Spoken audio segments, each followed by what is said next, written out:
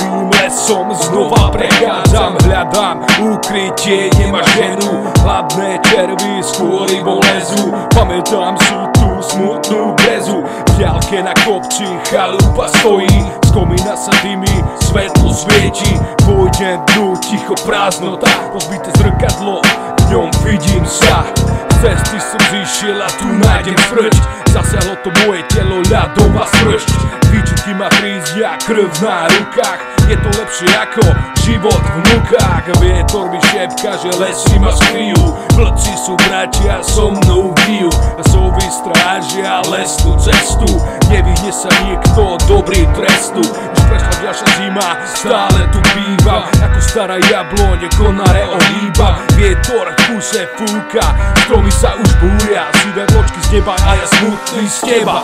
Láska sa pominula, voda vyparila, listy z javora vyplavila. Už viac nie s tebou, ale sám pod brezou, sekerom a palicami nikdy viac neho. Zmenila ma každá chvíľa, zmenila ma ďalšia míľa. V lese ostávam rád, aj keď sám neviem vlastne, čo hľadám. Nado mnou presne letí sokol, možno hľadám len obyčajný pokoj.